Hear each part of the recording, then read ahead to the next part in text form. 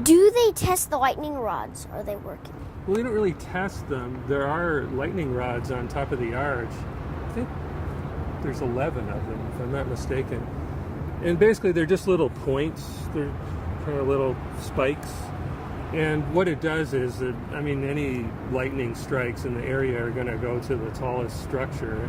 And it's just the same principle that Benjamin Franklin talked about over 200 years ago, that it carries the electrical current down to the ground harmlessly. Mm-hmm. So they wanted to be sure that the arch was protected against lightning strikes, and then it just does its job. The lightning probably actually hits or goes through the arch, but it just dissipates all the energy and carries it down to the ground harmlessly. Mm-hmm. How are the lightning rods so small?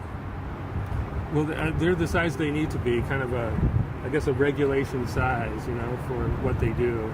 So they bought them at the size they are, and that's what they've stayed all during the history of the arch. Do they stop the arch trams during severe weather? Well, it's very rare that the operations of the arch have ever been stopped. The only kind of severe weather we've ever had where they've kind of stopped the tram operation is very high winds. So if there was really, really high wind and everything was blowing around and the arch was moving at the top, they might decide to shut it down. But since I've been here, like I say, since 1991, they've only closed the arch down once the whole time that I've been here because of high winds. So it's a pretty good record. It's pretty resilient. It isn't affected by normal winds at all. What is the highest wind speed the arch has ever handled? Well, that's a good question. I'm not really sure if I know the highest, the measured wind speed. It's designed to be able to withstand a 180 mile an hour wind.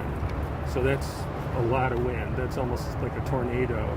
And in a 180 mile an hour wind, it's designed so it sways. That's why it can resist those high winds, because it isn't rigid. It can actually move. So in a 180 mile an hour wind, it's supposed to be able to move 18 inches off center. So just to kind of offset the strong winds that might hit it. But in terms of really answering your specific question about the biggest wind that's ever struck the arch, it might have been about 90 miles an hour. I think they had one time when I was here that it was about 90 miles an hour. So that's a really big wind. What is the largest ever recorded movement of the arch? Well, again, that's not something we really record, so I don't know.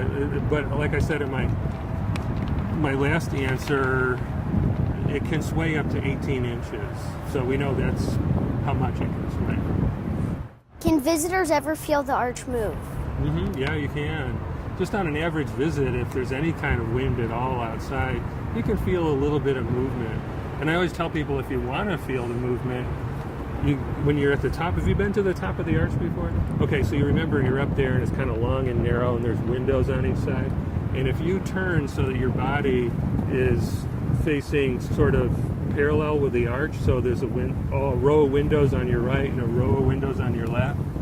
If you stand there like that and kind of spread your legs out a little bit, you can feel a little bit of sway in the arch by doing that. Even if it's just a kind of a mild wind like we have where we're standing right now, you can feel just a little bit of sway, I think.